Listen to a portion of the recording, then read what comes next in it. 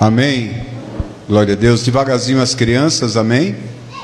Glória a Deus. Eu quero que você abra a palavra do Senhor no livro de Tiago, capítulo 4, e a gente vai ler do verso 7 ao verso 10. Amém? Tiago, capítulo 4, verso 7 ao verso 10.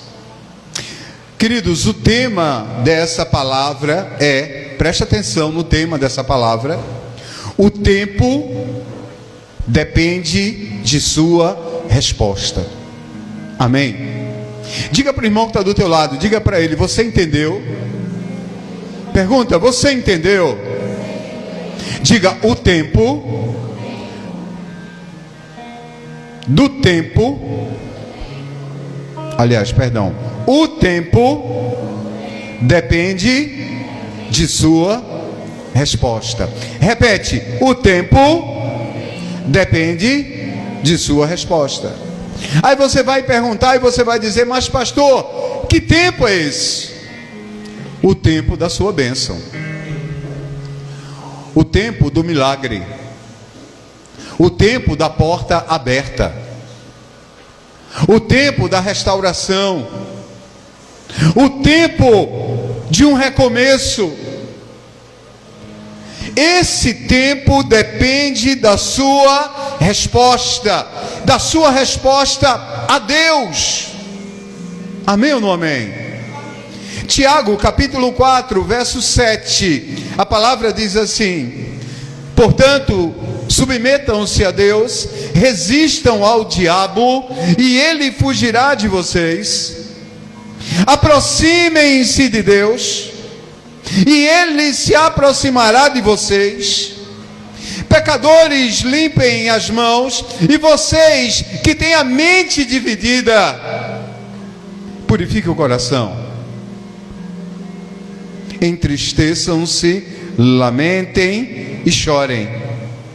Troquem o riso por lamento, a alegria por tristeza. Humilhe-se diante do Senhor e Ele os exaltará. Amém ou não amém?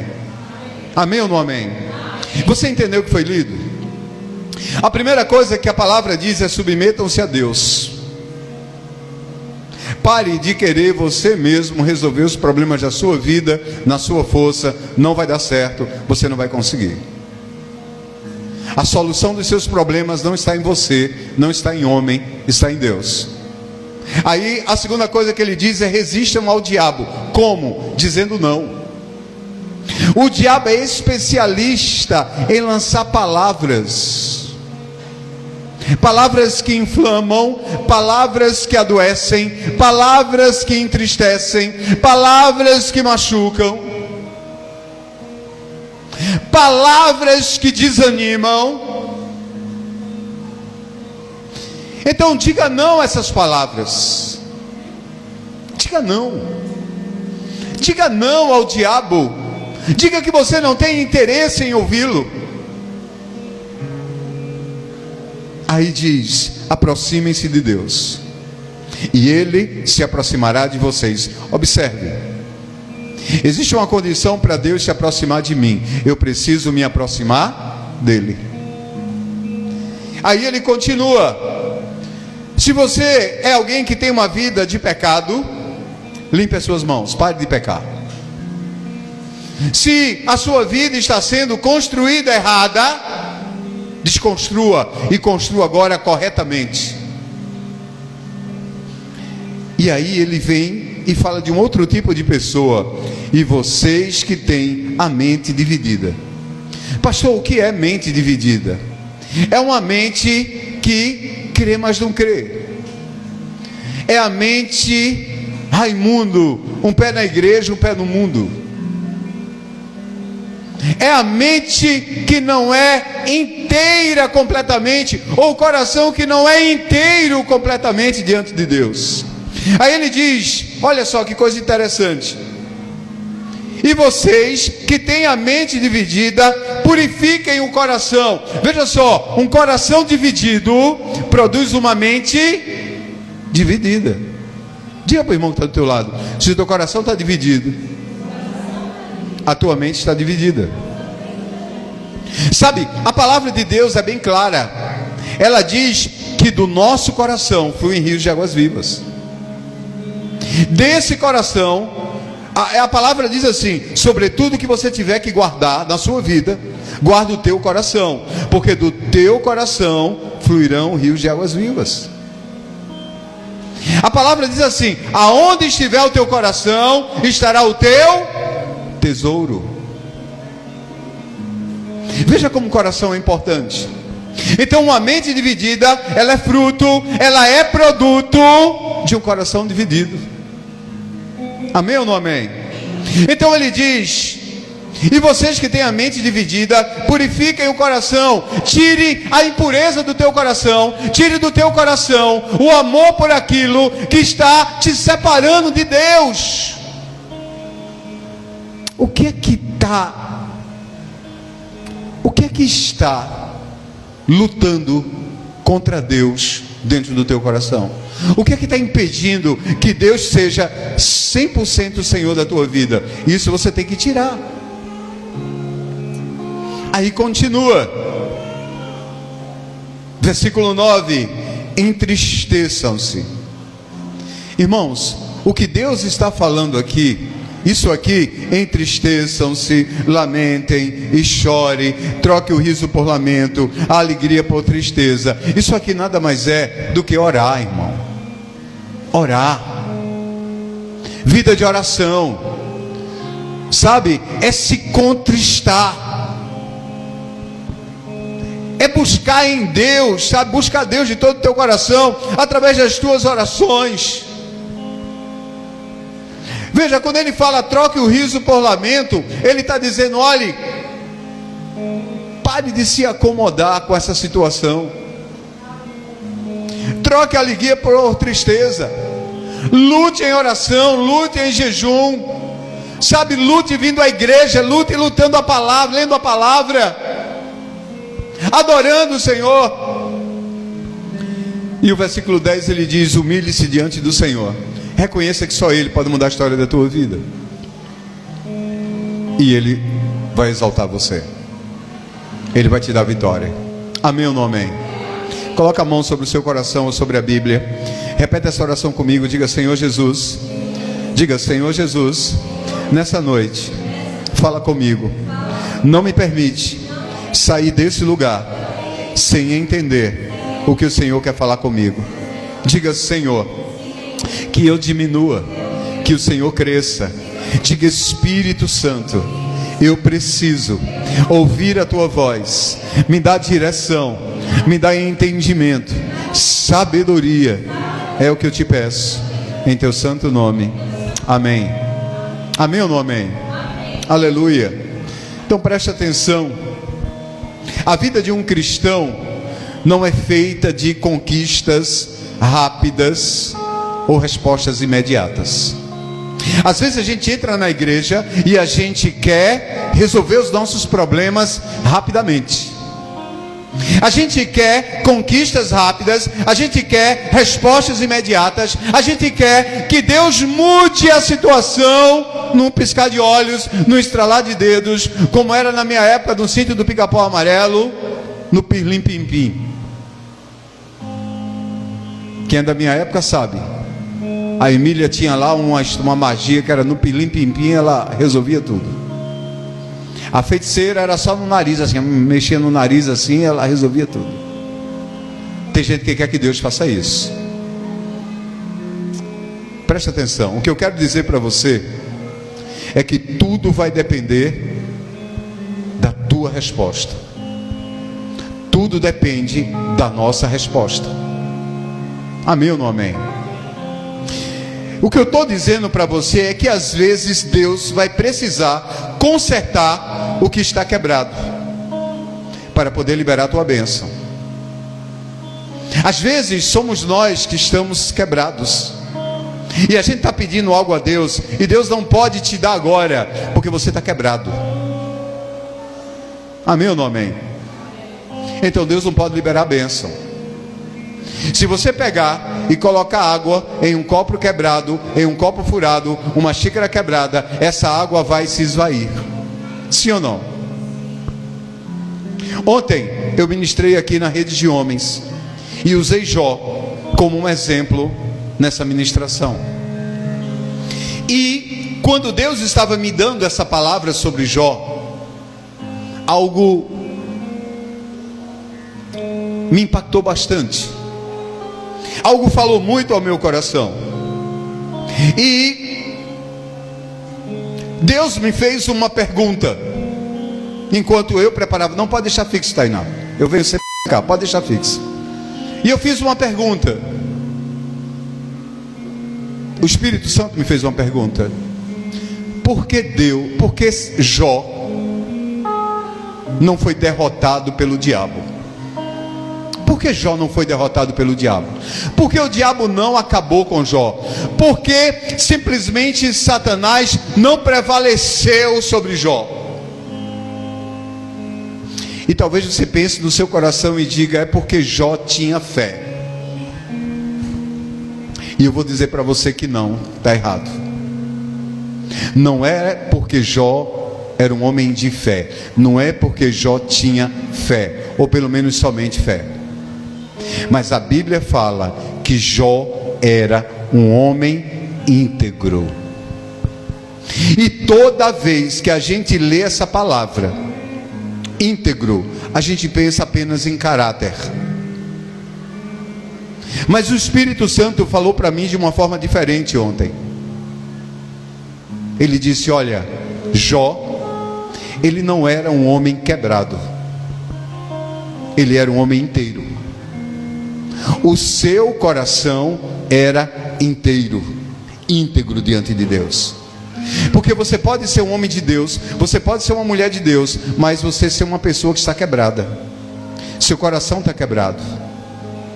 Entendeu isso? Amém ou não amém? Então você é uma pessoa de fé, mas você é uma pessoa quebrada. Você foi quebrado por um relacionamento que não deu certo. Você está quebrado financeiramente e isso atrapalha. Você foi abandonado pelo seu pai, pela sua mãe. Você sofreu algum tipo de trauma que te quebrou. Então, porque Jó não sucumbiu a Satanás, e acredite, não foi apenas por fé em Deus, mas porque Jó, ele era um homem íntegro.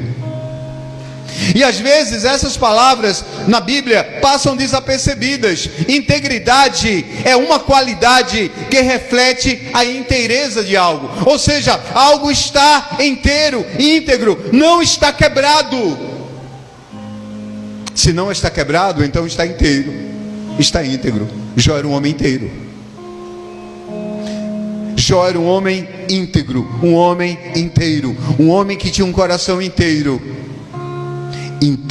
nas mãos do Senhor. Amém ou não amém? O coração de Jó era inteiro nas mãos de Deus.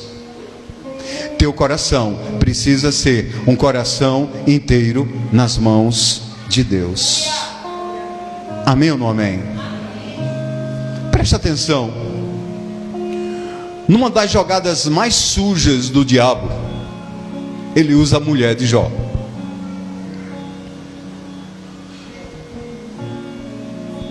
Ele usa a mulher de Jó. Ele toma a boca da mulher de Jó. Abra em Jó 2:9, Christian.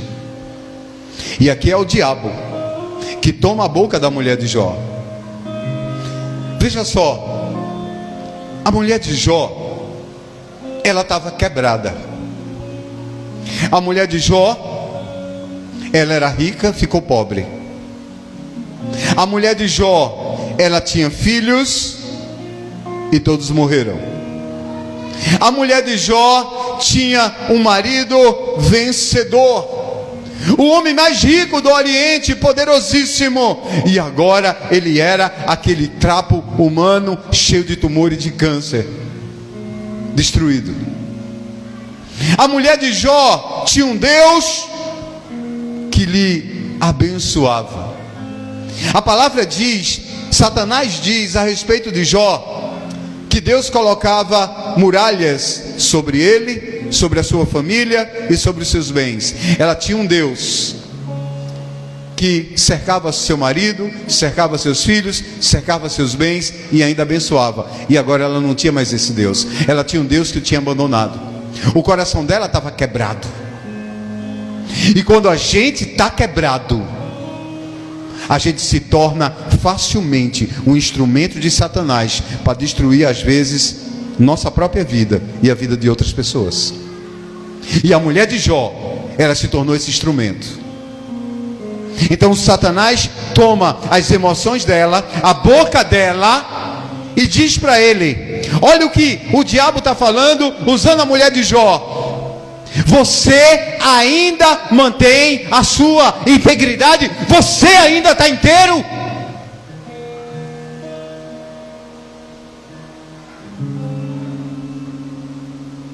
Você ainda se mantém íntegro?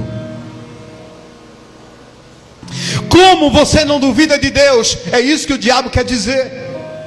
Você perdeu prosperidade, você perdeu seus filhos, você perdeu sua saúde, e agora você está perdendo a sua mulher. Como é que você se mantém íntegro? Como é que você se mantém inteiro?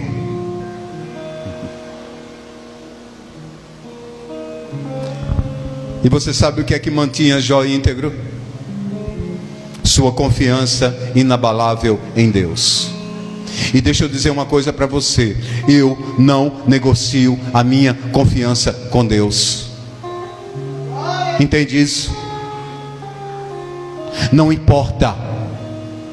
Se Ele fizer, Ele é Deus. Se Ele não fizer, Ele continua sendo Deus. E eu acredito, e ponto final.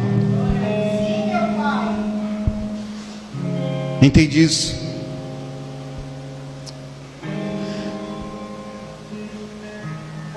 Eu, o tempo todo, eu falo muito mais para ela do que ela para mim. Mas o tempo todo eu fico dizendo para minha esposa, e minha filha testemunha: amor, eu te amo. Amor, eu te amo. Amor, eu te amo. Eu ligo para ela, eu falo, eu te amo. Sabe, eu chego em casa, eu falo, eu te amo. Eu saio de casa, eu falo, eu te amo. Eu vou dormir, eu falo, eu te amo. Eu vou deitar do lado dela, beijo a testa dela e digo, eu te amo. Sabe por quê? Porque não fica nenhum espaço para eu duvidar disso. E do mesmo jeito eu ajo com Deus, dizendo a Ele: eu creio no Senhor, eu creio no Senhor, eu creio, eu creio, eu creio. Tá ruim, eu estou dizendo eu creio. Sabe, tá bom, eu estou dizendo eu creio. Sabe, eu estou passando por um estreito, eu estou dizendo eu creio. E eu estou dizendo eu creio. E eu estou dizendo eu creio. E não adianta o diabo tentar fazer qualquer coisa, ou levantar-se contra qualquer coisa, porque a resposta é: eu creio. Ponto final. Amém ou não amém? Então Jó tinha uma confiança inabalável em Deus.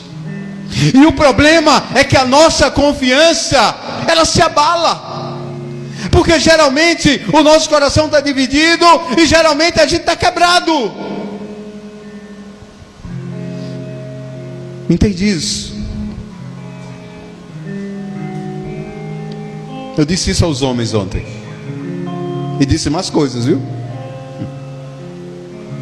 Tem muita gente quebrada hoje em dia. Quebrada financeiramente, quebrada espiritualmente, quebrada emocionalmente, quebrada sentimentalmente. Existem pessoas destruídas. Existem pessoas que estão tão destruídas que o desânimo e a desesperança tomou um nível tão grande que adoeceu a alma. E essas pessoas se tornaram opressas, depressivas, suicidas. Presta atenção. Então, em muitas situações, Deus, nosso bom Pai, diga: Deus é bom. Diga: Deus é bom. Diga: Deus é um bom Pai. Sabe, algumas pessoas que tiveram pais ruins têm dificuldade de entender isso. Às vezes, infelizmente, pelo fracasso de muitos homens, a referência que algumas pessoas têm de pai é péssima. E quando olha para Deus como pai, duvida. Se o meu pai na terra era um crápula, esse Deus é igual. Mas não é. Aprenda uma coisa: Deus é bom. Deus é bom. Deus não tem culpa do seu pai ter escolhido ser um péssimo pai. Mas o seu pai celeste, ele te ama, ele é bom, ele é tão bom que ele mandou o seu filho, seu único filho, morrer na cruz por você. Ele sacrificou seu filho por você, para que você tenha a vida eterna. Não existe maior prova de amor do que essa. Eu não daria a minha filha por você. Eu não daria o meu filho por você. Se você perguntar a qualquer pessoa aqui que tem um filho ou uma filha, e perguntar se ela daria o seu filho por você, ela vai dizer que não daria. Mas Deus deu. Deus deu. Deus permitiu que ele sofresse tudo aquilo para que você tenha a vida eterna. Então não questione o amor de Deus. O diabo quer que você duvide. Em todo tempo, Satanás quer que você duvide. Então, queridos, antes de Deus te dar alguma coisa, Ele quer te consertar. Ele quer consertar o teu coração. Olha, Deus só permitiu que Jó passasse pelo que ele passou, porque o coração de Jó era inteiro. Se não fosse, ele não tinha permitido. Se o coração de Jó não fosse inteiro, ele não teria permitido. Entendeu? Ele permitiu porque ele viu que o coração de Jó era íntegro. E outra coisa, se o coração de Jó fosse dividido, Satanás não estava preocupado com ele não, porque ele sabia que o coração de Jó era dele. Mas Deus quer te consertar. Então, em muitas situações, Deus, nosso bom Pai, vai nos conduzir por processos. E às vezes, meu irmão e minha irmã, esse processo é longo, é cansativo e até mesmo confuso para nós, porque a gente não está entendendo o que está acontecendo, mas Deus está trabalhando. Amém ou não amém? O objetivo de Deus é conquistar o nosso coração. O objetivo de Deus é nos levar a conhecê-lo. E quando eu conheço Deus de verdade, isso vai produzir uma certeza no meu coração inabalável, que eu não estou sozinho, que eu não fui abandonado, que eu não fui esquecido. Isso vai produzir uma certeza inabalável no meu coração, que Ele está cuidando de mim, que Ele está trabalhando por mim, que Ele está me protegendo, que Ele está me guardando, que Ele está abrindo portas, que Ele vai me dar um futuro melhor, que eu vou alcançar a minha vitória, que a resposta vai ser dada. Amém ou não amém? Presta atenção. Essa palavra tem uma revelação poderosa. Isso não podia sair de mim, tem que sair de Deus. Abre em Êxodo capítulo 1, versículo 14.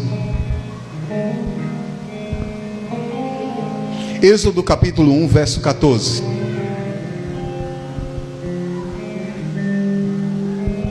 Amém? Antes da gente ler o texto, presta atenção. O povo hebreu passou 400 anos de escravidão antes de Moisés libertá-los. Quando José se tornou governador do Egito, Jacó e os seus filhos passaram a morar no Egito, passaram a usufruir do status de José, e ficaram lá, e se acomodaram lá. E quando José morreu, e o faraó que conhecia José morreu, levantou-se um faraó, e este faraó escravizou o povo. Então em Êxodo 1,14 nós vamos ler o seguinte: tornaram-lhes a vida amarga, impondo-lhes a árdua tarefa de preparar o barro e fazer tijolos e executar todo tipo de trabalho agrícola. Em tudo os egípcios os sujeitavam a cruel escravidão. Não está assim no texto? Olha só. Esse é o povo que Deus vai libertar do Egito. Um povo que por 400 anos foi submetido a uma cruel escravidão. Preste atenção.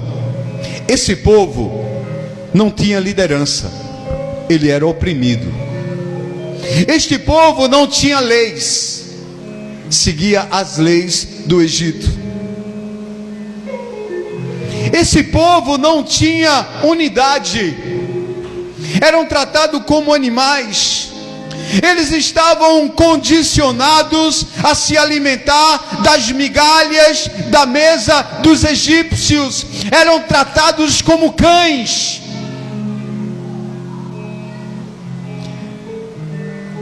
E isso ficou impregnado neles.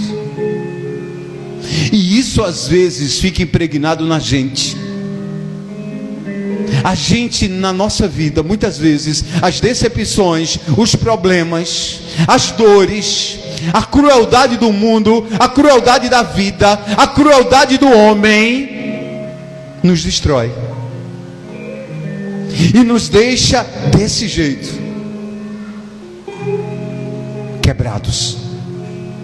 Produz em nós muitas vezes uma mentalidade de escravo.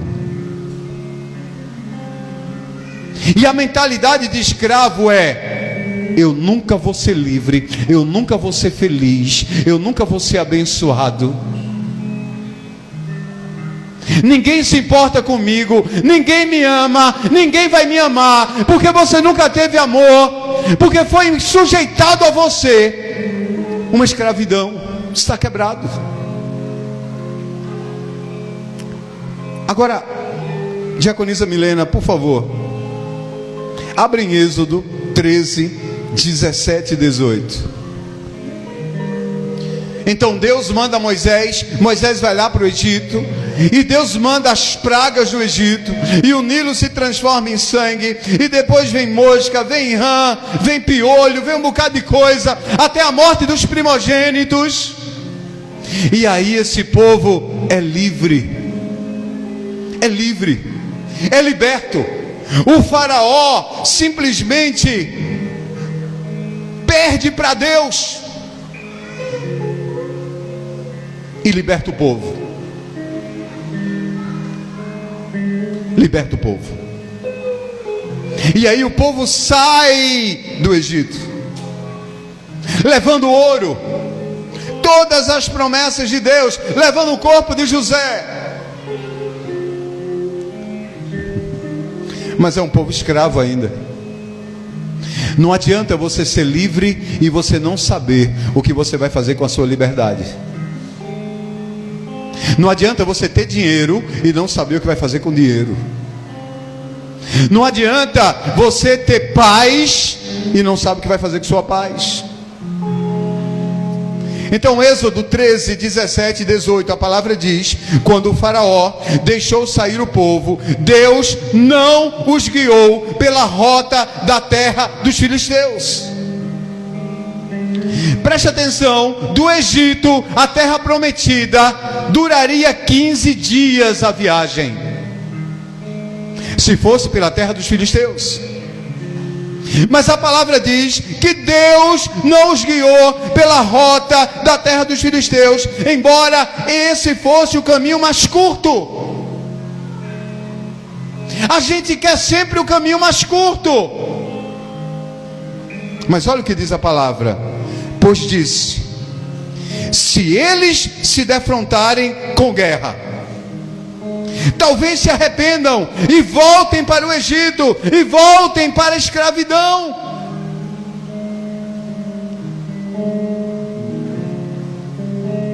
Porque esse povo nunca lutou por nada,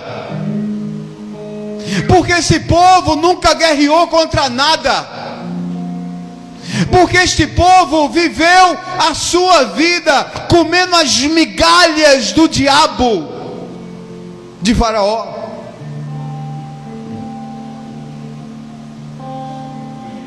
Aí diz assim, no versículo 18: assim o Senhor fez o povo dar a volta pelo deserto, seguindo o caminho que os leva ao Mar Vermelho. Os israelitas saíram do Egito. Os israelitas saíram do Egito preparados para lutar, mas tinham a mentalidade de escravo. Olha só, presta atenção. Não adianta você querer lutar se você não está preparado. Então Deus simplesmente leva eles em direção ao Mar Vermelho. E presta atenção, Deus os leva diante do Mar Vermelho. Eles estão ali de frente ao Mar Vermelho. E depois Deus permite que o faraó venha com seu exército. E Deus coloca uma coluna de fogo para impedir o exército do Egito de chegar nos israelitas, e bota o mar de frente. E depois Deus vai e abre, e eles passam pelo mar. E quando eles passam pelo mar, Deus fecha, justamente para eles não voltarem, para eles não desistirem. Deus, o mesmo Deus que abriu o mar, foi o Deus que fechou o mar. Preste atenção, Deus não fechou só o mar para matar os israelitas, para matar os egípcios, não. Deus fechou o mar para que eles também não voltassem, não se arrependessem e não voltassem para a escravidão. Às vezes Deus fecha algumas portas na nossa vida, não é para nos destruir, é para impedir que a gente volte para trás, para que a gente volte para o caminho da escravidão. Entende? Deus não quer que você ande para trás, meu irmão. Deus quer que você ande para frente. Amém ou não amém? Amém. Aleluia. Veja, Deus sabia que qualquer coisa os faria retroceder, abrir mão da liberdade e voltar para a escravidão. E tem gente que está desse jeito. Deus está te libertando da escravidão, te colocando em liberdade. Não queira voltar. O povo de Israel poderia ter chegado à terra prometida em poucos dias, em 15 dias, mas Deus os levou por um caminho mais longo, 40 dias. Porque Ele sabia que o coração deles não estava pronto para enfrentar as guerras e as batalhas que iriam surgir. Deus poderia livrá-los, mas eles iriam retroceder ao ponto de nem dar tempo de Deus agir. Tem gente que retrocede, que não dá nem tempo de Deus agir. Tem gente que anda para trás mais rápido do que Deus pode agir. Deus quer agir na tua vida, Deus quer mudar a situação, Deus quer transformar, mas o teu tempo de resposta para Deus nem chega a acontecer, porque você voltou para a escravidão. Esse povo, durante muitas vezes, nas dificuldades, quis voltar para o Egito. Faltou pão, quer ir para o Egito. Faltou água, vão voltar para o Egito. A palavra diz que a vida deles no Egito era cruel. Quando você está com o coração dividido, você quer voltar para a escravidão, você quer voltar para a vida de derrota. Com certas pessoas é assim. Elas estão tão destruídas que não dá nem tempo de Deus fazer. Assim muitas vezes é conosco. Deus sabe o tempo certo, Deus sabe o caminho certo, e Deus sabe a preparação necessária para nos levar ao destino que Ele deseja. Deixa Deus trabalhar na tua vida. Deixa Deus colar os pedacinhos. Deixa Deus fazer o teu coração inteiro. Mas tudo depende de nós, da nossa resposta. Por isso Tiago diz: limpem as mãos, os pecadores, e vocês que têm a mente dividida, purifiquem o coração. Deixa o Senhor entrar, entrega a Ele, confia nele, confia no Senhor. Olha o que fala Isaías 35, 3 e 4. Isaías 35, 3 e 4. Olha o que diz a palavra: fortaleçam as mãos cansadas, firmem os joelhos vacilantes. Tua mão não está conseguindo mais segurar nada, teus joelhos estão vacilando. Fortaleça em Deus. Fortaleça em Deus vindo para a igreja. Fortaleça em Deus indo para a célula. Fortaleça em Deus orando, jejuando, lendo a palavra, chorando aos pés dele. E olha o que ele diz no versículo 4: digam aos desanimados de coração, sejam fortes, não temam, o seu Deus virá com vingança, com divina retribuição para salvá-los. Deus vai vir a teu socorro. Diaconisa Milena, Isaías 35, 3. 35, 3. Agora bote o 4. Olha o que diz: digam aos desanimados de coração, sejam fortes, não temam, seu Deus virá com vingança, com divina retribuição para salvá-los. Agora, clica ali na NTLH, clica ali. Olha, digam aos desanimados, não tenham medo, animem-se, pois o nosso Deus está aqui. Amém? Você pode olhar para a pessoa que está do teu lado e dizer: o nosso Deus está aqui. Agora diga para ela: o nosso Deus está com você. Diga: Ele está dizendo para você, não desanime, porque Ele está aqui.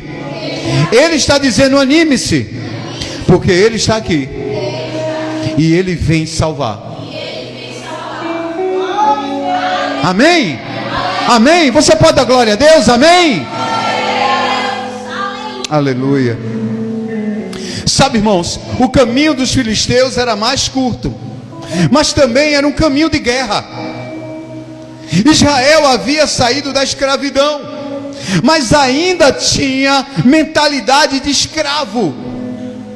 Eles não tinham fé, eles não tinham estrutura espiritual. Deixa eu falar uma coisa para você: quando a gente diz para você, venha à igreja, vá à célula, leia a palavra, ore, jejue, é para que seja estruturado em você uma estrutura espiritual, porque na carne você não vence. Se você continuar na carne, você continua com a mentalidade de escravo. O que liberta você da mentalidade de escravo é a mentalidade espiritual, irmãos. É a estrutura espiritual. Veja só, quando Moisés sobe o monte para receber a lei e ele não volta, o que é que eles fazem? Um Deus de ouro para eles adorarem. Era a mentalidade de escravos dele no Egito. Entende isso? Quem está quebrado, quem não está íntegro, tem mentalidade de escravo. Quem está inteiro tem mentalidade de vencedor. Você quer ser um vencedor? Pegue o seu coraçãozinho, coloque nas mãos de Deus e diga: Jesus, conserta. Permita que Deus crie em você uma estrutura espiritual. E foi justamente pela mentalidade de escravo que Israel não possuiu a terra prometida na primeira vez. Abra em Números, capítulo 14, versículo 30 e 31. Números 14, 30 e 31. Olha o que diz a palavra. Olha o que o Senhor diz. Números capítulo 14, versículo 30 e 31. O Senhor diz assim: eu jurei que eu os faria morar lá. Ele está falando para a primeira geração. Olha que o Senhor tem pensamentos de paz a teu respeito e não pensamentos de mal, para te dar o que você deseja. Então o Senhor está dizendo: eu jurei que eu os faria morar lá, mas nenhum de vocês entrará naquela terra, a não ser Caleb, filho de Jefone, e Josué, filho de Num. Vocês disseram que os seus filhos seriam presos mas eu vou levar esses filhos para a terra que vocês rejeitaram, e ali vai ser o lar deles. A mentalidade de escravo. Quando eles entraram na terra prometida, eles olharam os gigantes, eles olharam, sabe, as montanhas, eles olharam as dificuldades, eles olharam os problemas, e eles disseram: não, aqui não dá para nós. Se a gente entrar aqui, a gente vai perder. Se a gente entrar aqui, a gente vai ser derrotado. Se a gente chegar aqui, a gente vai ser destruído. Nossos filhos vão ser escravos. Mentalidade de escravo.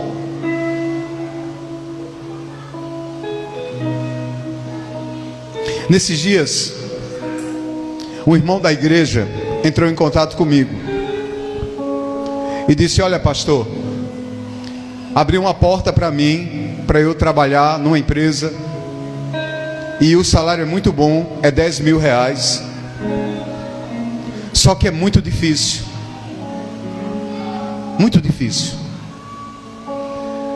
é muita pressão, é muito isso, é muito aquilo outro, e eu não vou conseguir. Eu disse: você está certo, você não vai conseguir não, não vá não, de jeito nenhum.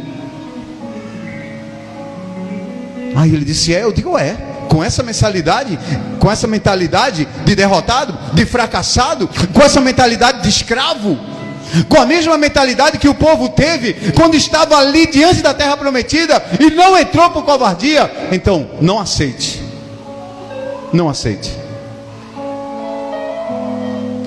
Deixe outro aceitar e vá para o deserto, porque a palavra de Deus que eu tenho para a tua vida é que você vai enfrentar os 40 anos de deserto, porque foi Deus que abriu as portas para você entrar. Mas sabe qual é o seu problema?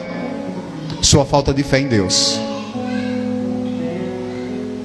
No outro dia ele ligou para mim e disse: olha, pastor, eu passei a noite sem dormir e eu resolvi aceitar,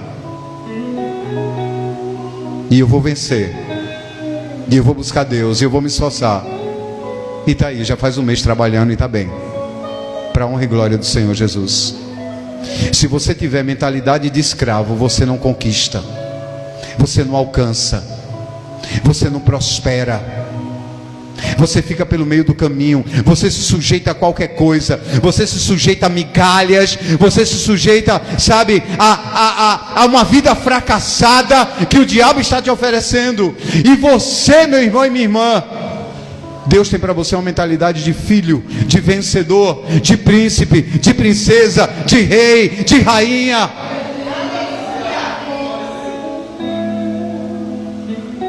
Sabemos que toda essa geração ficou no deserto, morreu lá, mas isso nunca foi o plano de Deus.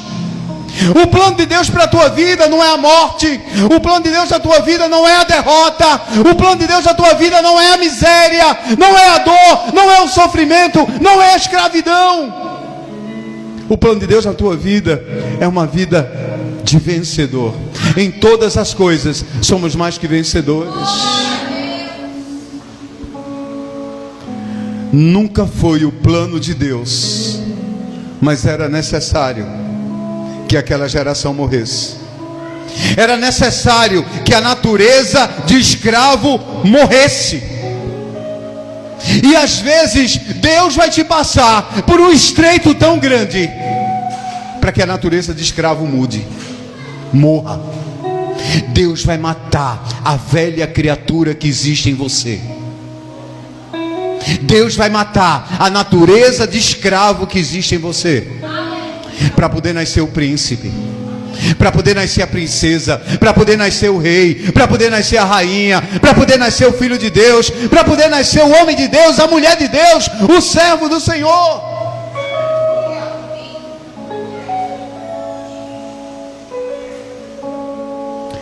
Precisava nascer uma nova natureza, uma natureza de guerreiro, uma natureza que passou pelo deserto, uma natureza que se tornou vencedora.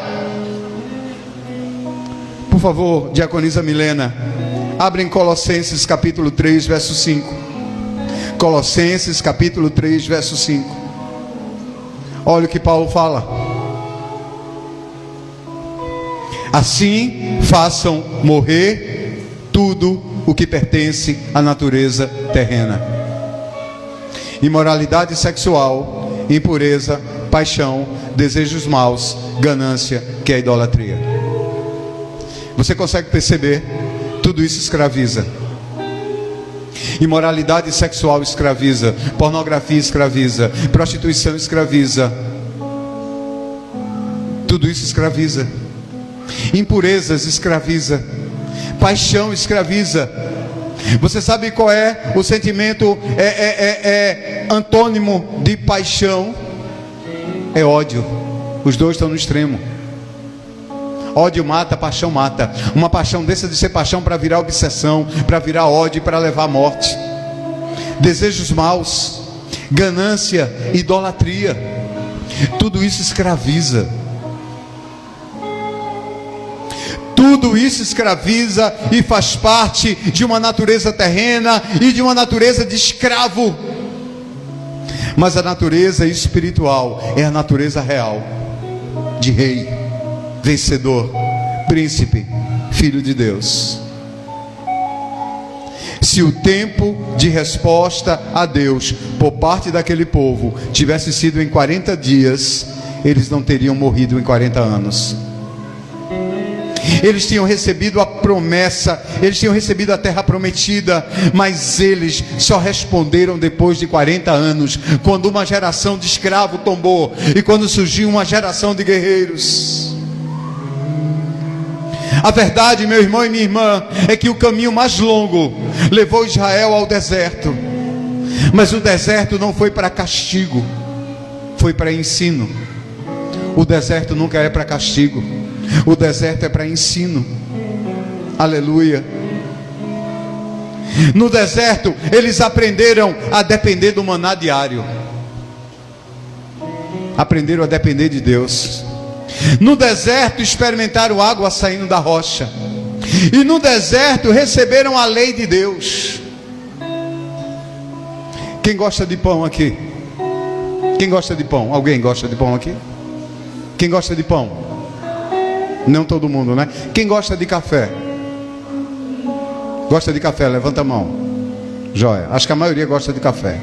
Deixa eu perguntar uma coisa para você.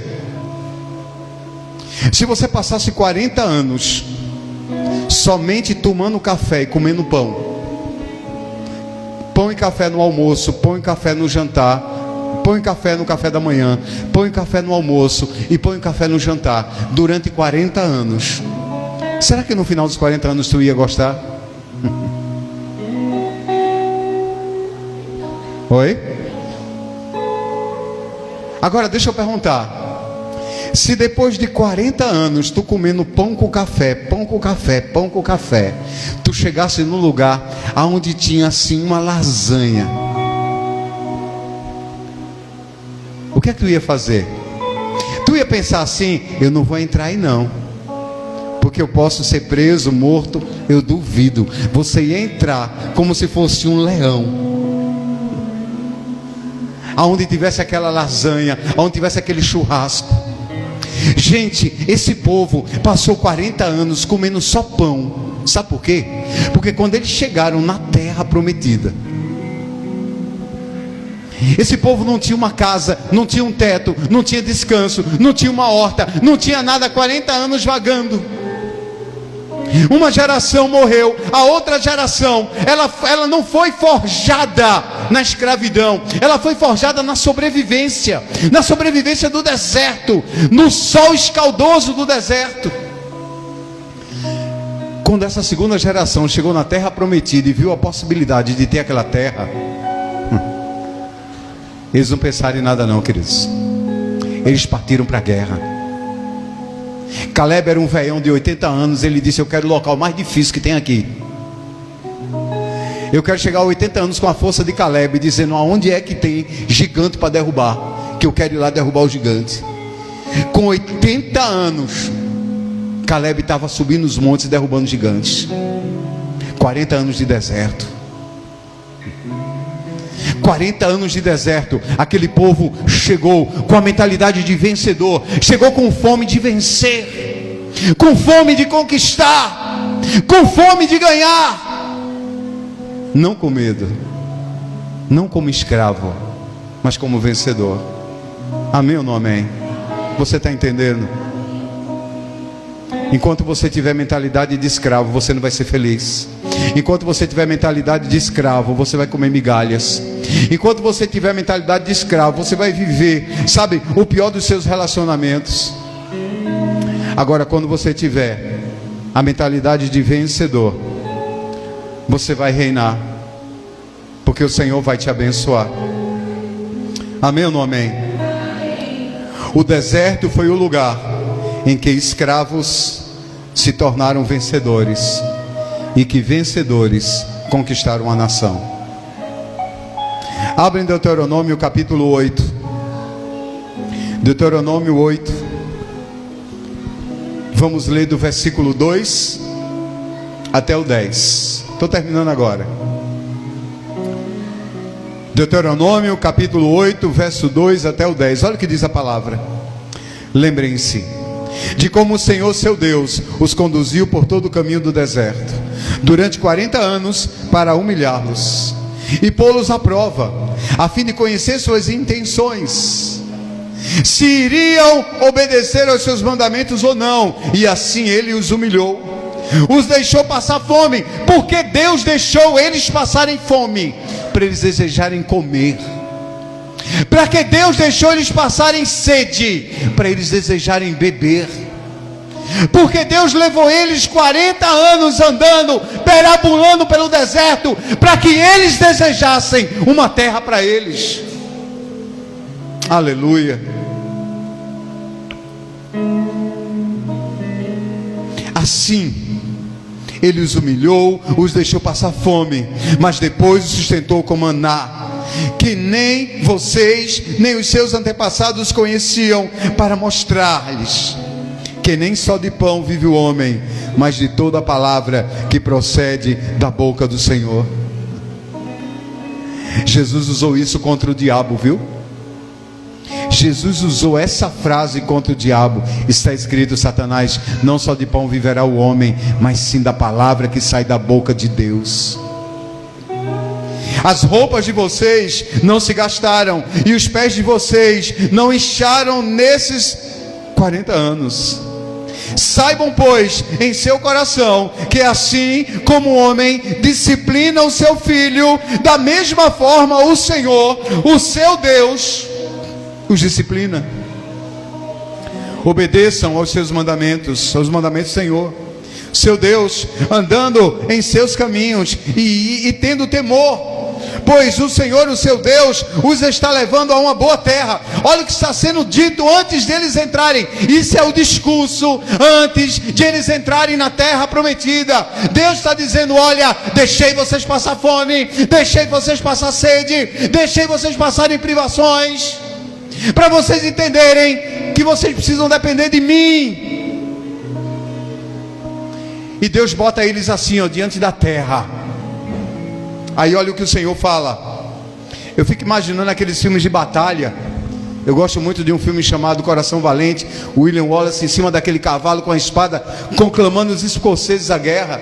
E eu fico imaginando Deus ali, conclamando através de Moisés esse povo à guerra. E Deus está dizendo para eles assim, ó: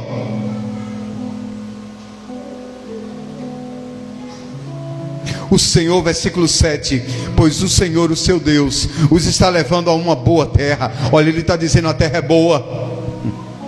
É a terra que você planta e dá qualquer coisa. Ele está dizendo: cheia de riachos e tanques de águas, de fontes que jorram nos vales e nas colinas. Ele está dizendo: olha, se vocês entrarem nessa terra, vocês nunca mais vão ter sede. Deixa eu dizer uma coisa para você: você tem que querer, você tem que desejar para você alcançar. E Deus quer te dar isso.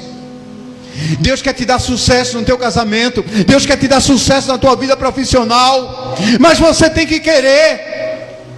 Você tem que se libertar do diabo. Aí no versículo 8 ele diz: terra de trigo e cevada, videiras e figueiras, romazeiras, azeite de oliva e mel, terra onde não faltará o pão e onde não terão falta de nada.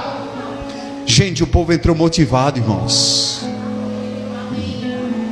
Não era mais uma mentalidade de escravo, mas era uma mentalidade de vencedor. Era uma mentalidade de conquistador. Era alguém que já tinha passado pela miséria e sabia o que queria. E eu quero isso para a minha vida. Então você precisa estar definido o que você quer e entender o que Deus tem para você. Porque quando o diabo vier com porcaria para você, com migalha para você, você vai dizer: quero isso não. Isso não é de Deus não. Isso não é de Deus.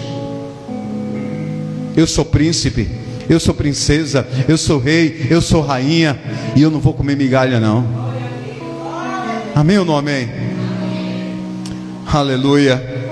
No versículo 9: aonde não faltará pão, e aonde não terão falta de nada, terra onde as rochas têm ferro, para vocês fazerem espadas, aleluia, e onde vocês poderão escavar cobre nas colinas, e depois que tiverem comido, até ficarem satisfeitos, louvem ao Senhor, o seu Deus, pela boa terra que Ele lhes deu. Amém. Sabe, queridos, tem muita gente que vem na igreja buscar o Deus que abre portas, e depois que Deus abre, vai embora. Não louva, não agradece, não se torna fiel, não honra o Senhor. Essas pessoas vão perder o que elas conquistaram. Se foi Deus que deu, elas perdem. Preste atenção, estou concluindo já. O caminho mais longo não era atraso, era treinamento. Está longo o caminho. Ah, pastor, eu já não aguento mais. Não é atraso, é treinamento. Quem passou 40 anos vagando pelo deserto e comendo pão, experimentando água escassa, teria fome o suficiente para desejar e conquistar uma terra cheia de delícias. Deus tem uma terra cheia de delícias para você. Amados, a promessa exige preparo. Aleluia. A promessa exige preparo. Mentalidade de escravo não conquista nada, mesmo servindo a Deus. Tem muita gente servindo a Deus com mentalidade de escravo. Se Israel entrasse despreparado naquela terra, não conseguiria conquistar a terra. E assim também somos nós. Assim também é a nossa vida. Às vezes o trabalho que tanto pedimos não chegou ainda, porque a nossa mentalidade é de escravo. E é de escravo porque a gente está se submetendo às migalhas.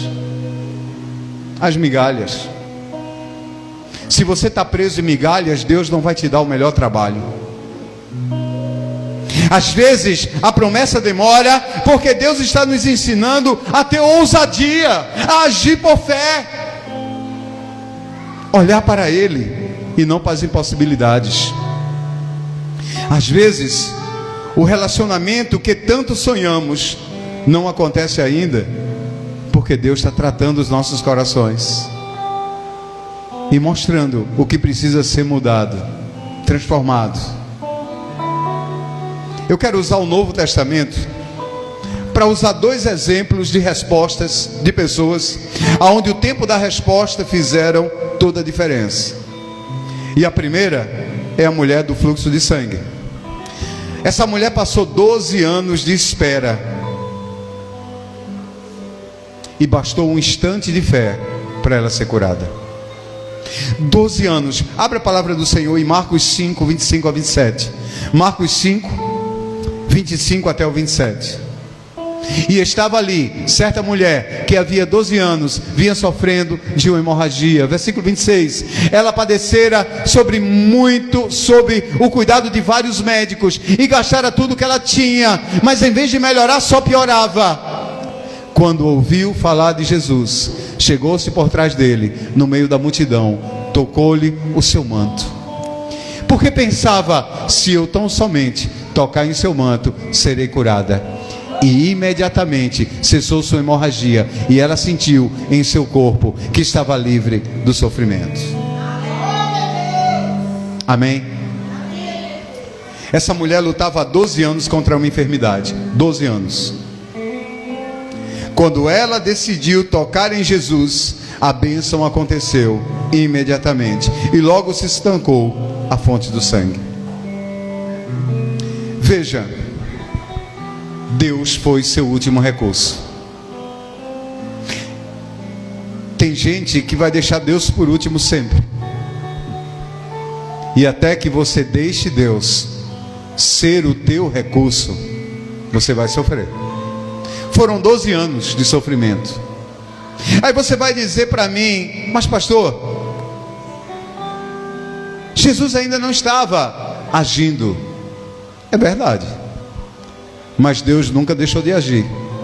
E você não observa em nenhum momento ela buscando algum homem de Deus para orar por ela.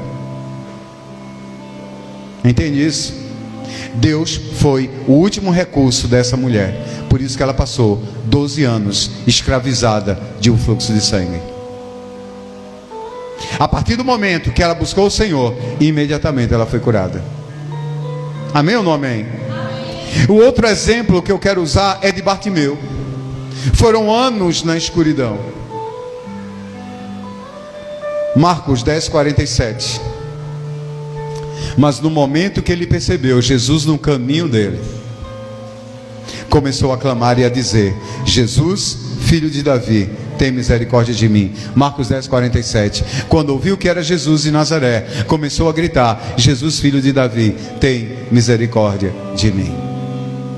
Sabe, Bartimeu era cego, vivia à beira do caminho, dependia da ajuda de um e de outro.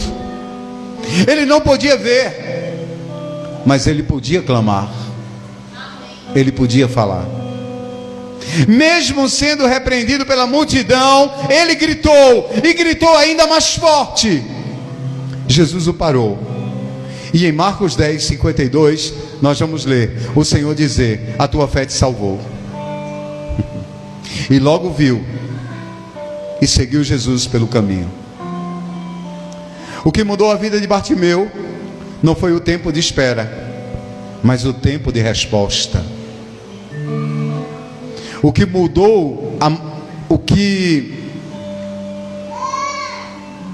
mudou a vida da mulher do fluxo de sangue não foi os 12 anos sem Deus, mas foi o tempo da resposta dela em buscar Deus. Conclusão. Abre Lucas capítulo 18,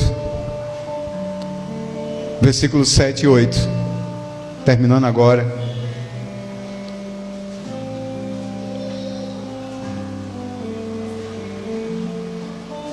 Lucas capítulo 18, versos 7 e 8. Acaso Deus não fará justiça a seus escolhidos, a quem clamam a Ele de dia e de noite? Continuará fazendo-os esperar? Isso é palavra de Jesus. Eu lhes digo, Ele lhes fará justiça depressa. Se você buscar o Senhor, meu irmão, como se deve ser buscado, de dia e de noite, Deus vai mudar a tua história.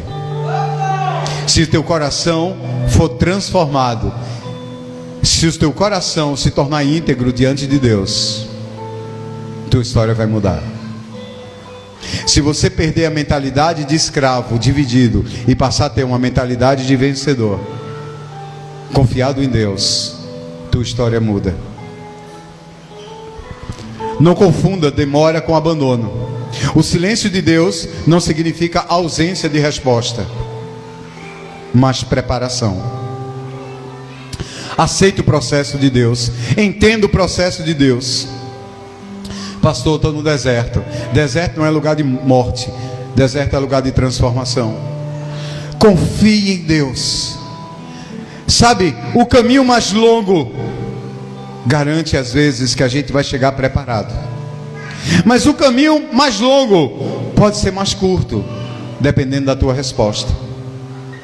Tanto a mulher do fluxo de sangue quanto Bartimeu tinham anos de dor. Bastou um encontro com o Todo-Poderoso, de todo o coração, que a bênção veio imediatamente. Eles não ficaram esperando Jesus vir. Eles foram até Jesus.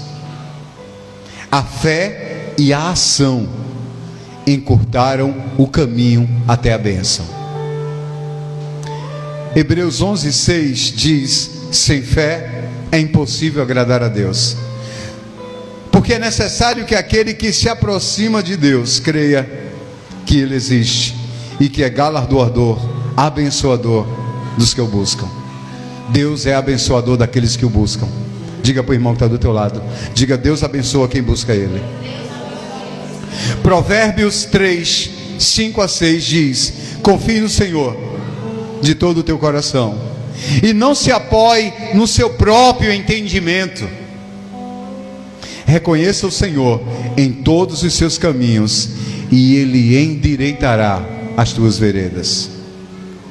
O caminho mais longo de Deus, volto a repetir, não é atraso, é proteção, treinamento, preparação e cuidado.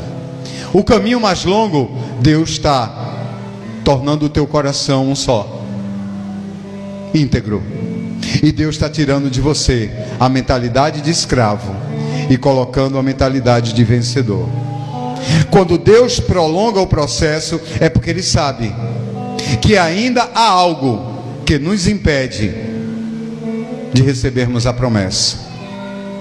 Às vezes que Deus nos leva por caminhos mais longos, Ele não está apenas interessado em nos levar a um destino, mas Ele quer nos transformar durante o percurso. Irmãos, Deus não erra a rota. Deus é Senhor do caminho. Aliás, Ele é o caminho, a verdade e a vida. Mas esse caminho,